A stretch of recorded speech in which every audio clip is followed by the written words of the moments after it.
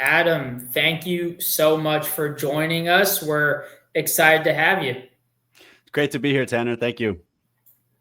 We like to start these things off more on like a personal level versus jumping straight into MIDAO. So one thing we like to ask all of our founders is if you weren't building MIDAO, what would you be doing, or what other industries would you be interested in?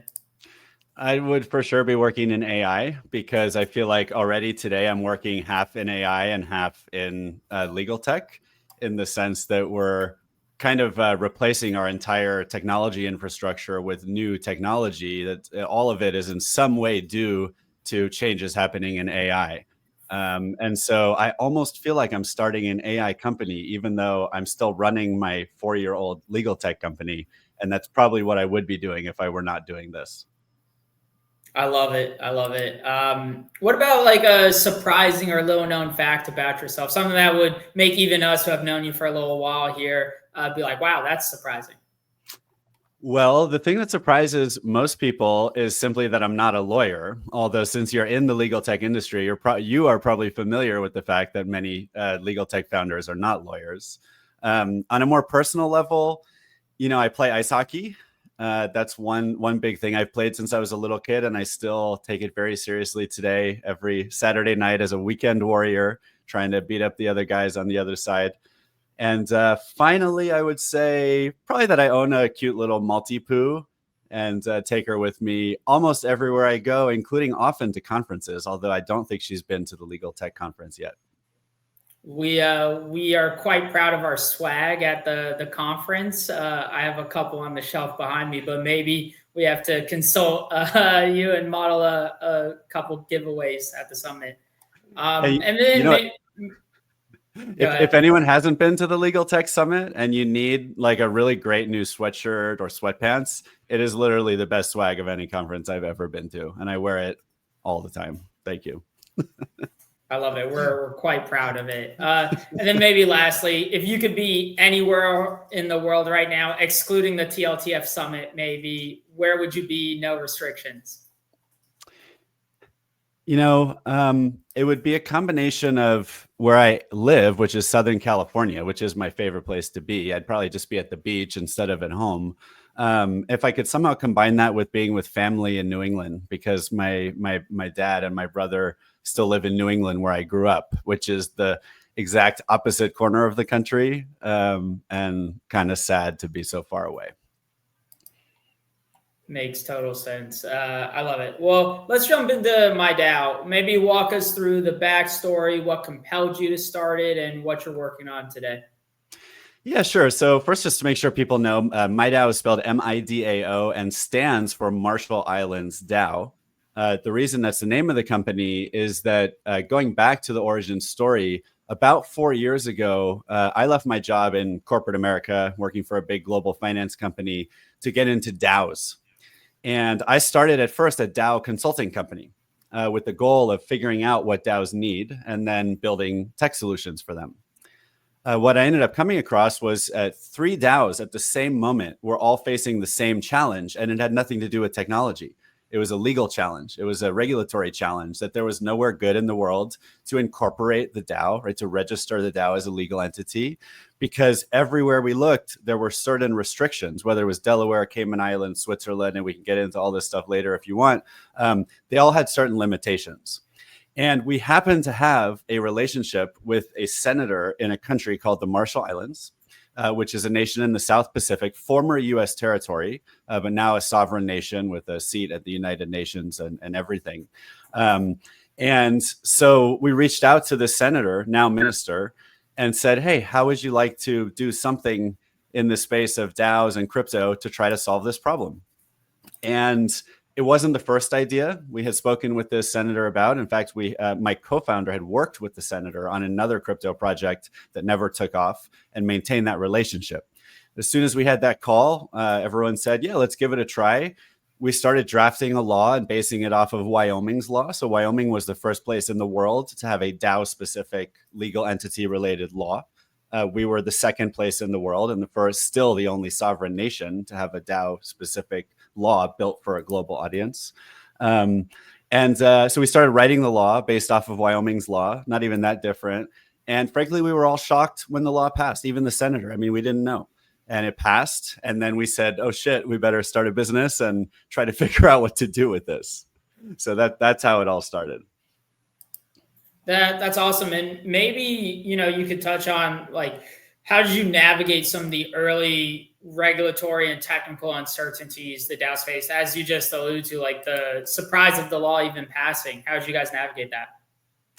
It's an interesting question. What comes to mind first is more on a personal level. I remember very clearly when I started this business as a CEO saying to myself, like, I really don't know if people want this product or not. I really just don't know. I wanted it. I think people are going to want it. And so I went into it totally open-minded. Are people going to buy this thing or not? And that's going to tell me whether I should work on this company anymore or not. So from a personal level, I mean, that was a very, I think, healthy way of handling a startup. Now, I would quickly learn that, you can't retain that mindset for too long, because you get to a point where you got to start making commitments and being a little more dedicated to making something happen, as opposed to just waiting to see. But I think that was a healthy way to start. And frankly, the whole experience has required a lot of patience working with a government.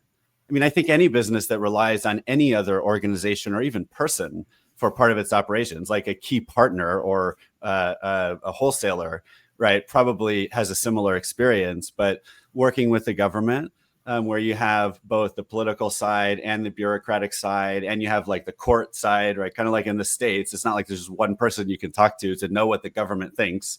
It's this large, complicated body. And so pushing as hard as we can all the time while having a lot of patience has been also really valuable. Super helpful. You mentioned a few of the different kind of players you guys intersect with. Curious, how's your target audience evolved over time? Thinking like Web3, DAOs, and AI agents. Just curious how you guys view that currently.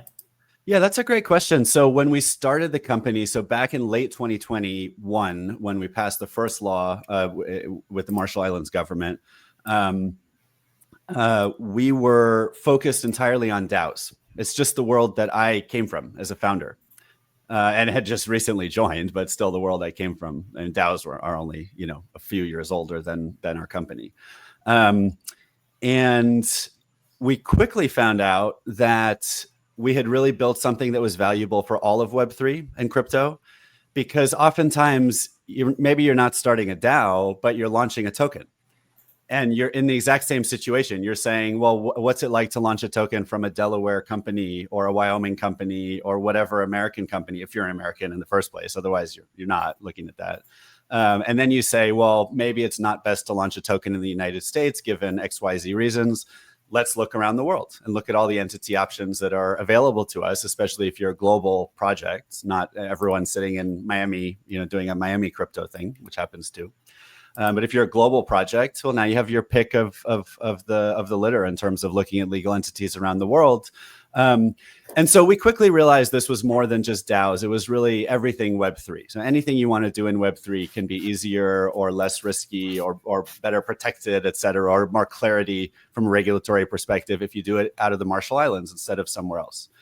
And more recently, I think we've kind of had this is a little bit of an epiphany that just as a business, we'd be kind of crazy to just limit ourselves to even one small growing industry like crypto. Conceptually, why don't we just say, what's the whole world of legal entity needs and solutions, and what are the gaps? Maybe we should meet those. Now, we're not really focused on the entire market yet, but we are looking to places like AI for new opportunities. And in AI, you do have a new opportunity, in particular with AI agents, where you're talking about AIs. And when I say agents, I don't even mean like the agent that maybe is helping you vibe code or that's just doing like 100 things at a time instead of one. I mean a more independent, more autonomous AI that, for example, is always running and has a Twitter account and maybe a crypto wallet. And if you're not familiar with this trend, by the way, check it out. It's incredible. And it really tens or hundreds of thousands of people are experimenting with this. Well, now if you're going to create a somewhat autonomous AI, or maybe an AI agent that is managing a DAO or governed by a DAO, or even if you haven't thought about that, everyone talks about AI governance. Well, now we have a solution that's actually solving both for the legal kind of liability and structuring side of an AI agent related project, and it's solving for the governance side of an AI related project with DAO like solutions for governing AIs in a more democratic way. And so now we're expanding into that space, and we'll see where we go from there. That's really exciting. You mentioned a few things across governance, structure, and legal entities. I guess from a founder's perspective, when does it make sense to choose a DAO legal entity over, say a Delaware C Corp? And how does that choice affect investment, compliance, and then control? Oh, that's a big question. So I think the first and most important thing for any business person to keep in mind is that there's a difference between the terminology you use to describe your governance and then the legal term for what legal entity you've chosen. Okay. So for example, a lot of businesses might look at an LLC or a C Corp or maybe an offshore foundation or maybe a DAO LLC, right, with DAO in the name, but that has nothing to do with whether they're a DAO or not, right? They're just looking for a legal form, and they don't care if it says LLC or C or ABC or whatever, right? You just want to find the right legal form. And so actually what's important is probably not to get too put off by having like DAO LLC in your name if you're not a DAO. And that's a challenge for us, is maybe a branding and product clarity challenge, is taking something called a DAO LLC and telling people, don't worry, you don't have to think of yourselves as a DAO. It might still be valuable for you. Now, the separate question is, what's actually the right governance structure for your project? And do you want to use a more traditional corporate governance structure, which usually looks like either a board if it's a nonprofit and then everything flows from the board, or shareholders or owners if it's a for-profit, and then a board or managers, and then everything flows through them? Well, DAOs offer numerous new models for governance, all of which have only, for the most part, been in testing for a few or several years. They're still very much under development. But DAOs, generally speaking, allow you to have a much more democratic form of governance than any traditional form that exists today. And let's say you want to have a much more democratic form of governance. For example, instead of the owners of the company electing a board, and the board electing a CEO, and the CEO hiring a team that manages your AI agent, maybe the owners directly manage the AI agent through votes whenever they want to, right? Maybe you replace the algorithm with a new algorithm. And that's a DAO, right? Call it a DAO or not. That's what we call a DAO in the crypto world. And if you want to do something that's that democratic and that's connected to technology, you pretty much have to do it on the blockchain. There's just no other practical way to do it. If anyone has one, reach out to me. I'm always curious about like Web 2 style solutions for things like DAOs, but you don't usually see them. And so if you want that democratic form of governance, now you're going to be a DAO. And still, you want to go look at all the legal entities that are available and find the one that's best for you. And it may be a DAO LLC, or it might not be. It might be a C Corp. It might be a foundation. It might be a regular LLC. So I think actually separating those two questions is the most important thing, right? What's your governance model? And then what is the best legal structure for it? And if the legal structure called a DAO LLC happens to be the best one for you, even though you're not a DAO, great. And if it's not, that's fine too. That makes total sense. But maybe to double click, what does working with the regulators on your end on these cutting edge entity structures look like behind the scenes? And what advice would you give to the founders who are engaging with governments? My biggest piece of advice, I think about all the conversations I've had with people over the years, and people are often surprised, right? I would say your average entrepreneur, even your average lawyer, is like, what, you work with the government? Like, how do you do that? And I think the crazy thing is, first of all, you don't have to be a lawyer to write laws. In fact, I've been really surprised how many non-lawyers I've come across in the space. Ultimately, you might see lawyers who are being paid to help write a law, but even most laws, right, they're driven by, think about it in the United States, just for simplicity.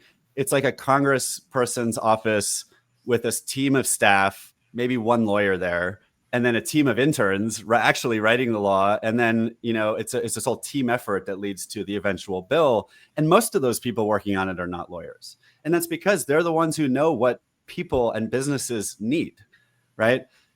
Not that lawyers can't and don't often get involved in that, but I think that's the first thing I would tell people, especially if you don't have the money to pay like $500,000 for like a great lawyer to do all the work for you. You're going to be doing the work of figuring out what's needed in a legislation or regulatory environment. Who are the people you need to talk to? How are you going to get that over the finish line? And at least for us, like as a not very funded startup out of the gate, that was the only option. And it didn't matter that we weren't lawyers or we had never written laws before. We just took Wyoming's law. We looked at the Marshall Islands laws. We copied and pasted stuff into Google Docs. We collaborated on it just like any other project. And eventually we submitted it to, a senator to bring to his government to propose as a law. So I think, look, this is the Marshall Islands. It's a 120,000 person country. There's a reason why a lot of this innovation happens in smaller countries, right? This is, government of the Marshall Islands, despite the fact that they have a seat at the United Nations and relatively a lot of power, but still in some ways, right, that's like a large American city in terms of, how you get elected and the number of people you're representing and stuff like that. So I'm not saying it's going to be easy and it's going to be the same all over the world. But what I've learned is like, I'm a tech entrepreneur, not a lawyer. I wasn't planning on doing legal tech or anything legal related. But at some point I had to figure out how to write a law. And was one of the key steps on the way to passing a law. No, that's great. And, that's a lot about the present, maybe looking 5 years out. What does the new normal look like for entrepreneurs starting DAOs, and how is MIDAO influencing that trajectory? Yeah, I think the first thing that comes to mind is we are very focused on the Marshall Islands, just on a personal level. And I think a lot of, especially early stage entrepreneurship, a lot comes down to the personal goals and feelings of the founders, right? And I think for us, we've always had a choice between expanding outside the Marshall Islands and doing similar things, or staying focused on the Marshall Islands and maybe doing more things with them. So from a MIDAO perspective, we are really focused on helping the Marshall Islands pass. It's going to be at least one law and one regulation a year, hopefully more if we can accelerate our internal processes that continue to drive innovation and try to make the Marshall Islands the best place in the world for crypto and AI, at least. And at the same time, I know personally, and I'm an American. I'm here, right? As I already said, I'm here in Southern California. Obviously, we have a team and co-founders in the Marshall Islands. I think one of the most important things for the success of DAOs and crypto and AI, but let's leave it at DAOs and crypto for now, is actually changing the United States legal and regulatory environment. And this is the thing that will affect Marshall Islands DAOs and crypto projects the most as well, remarkably. Right? Because the US it's the biggest market, it's the most capital, it's where people ideally would like to have customers and investors. And so even if your entity is in the Marshall Islands, you want to operate in a global environment where the US has a good regulatory environment. And I would say there is a bit of a mood shift in crypto. That definitely depends what ecosystem you're in. But in the Ethereum ecosystem, where I've always called home, I've really been in crypto since I was the only crypto ecosystem outside of Bitcoin. And a lot of developers and builders call Ethereum home. And Ethereum's having a bit of a identity crisis right now. But one of the things I see is that we're going from a world of most builders saying, okay, here's what the law says, we better just do what it says or move somewhere and do what their law says, to it's time to just fix the laws. Like we can't keep operating in an environment where the SEC is like the biggest thorn in every single crypto project side, no matter where in the world you are and what you're doing. And then we just try to get around it. No, it's time to change. And obviously a lot of that's driven by the fact that Trump was elected and David Sachs is advising him. And there's this perceived very pro-crypto after a very anti-crypto administration. And so now's the time to change the laws. And so if I can find ways to help with that, I will, even though I'm primarily focused on the Marshall Islands. And I think that's the big change in 5 years. Yeah, we're going to continue innovating. Every jurisdiction should continue innovating. but the United States is the one I'm confident will change the most. And when we put a new securities environment in place, if we can get there, by the way, that's not only amazing for crypto, it's amazing for it's amazing for our entire economy, right? I mean, my dad's in the mutual fund industry, and we talk about how the SEC has strangled that industry to death and is actually kind of also the sole reason for its survival. The government is through other laws. So just a ridiculous legislative and regulatory environment that needs to change. And so from both the oldest TradFi perspective and the newest crypto perspective, the SEC has to go. We need a new regulatory environment from the SEC, totally new, built for the modern world, not for the world of the 1920s. That's what I would bet that is going to change in the next 5 years. And we really will see a bit of a renaissance in entrepreneurship, investing, public markets, and crypto. Well, crypto won't be a renaissance. It'll be the birth of crypto. Sounds like a really exciting 5 years and beyond ahead. But Adam, this has been great. Before we wrap, where can folks find you or MIDAO or anything else you want the audience to know before we jump? Yeah, since we're still early stage, just if anyone's curious or interested, just reach out. I'm still happy to chat with anybody about the business, about the product.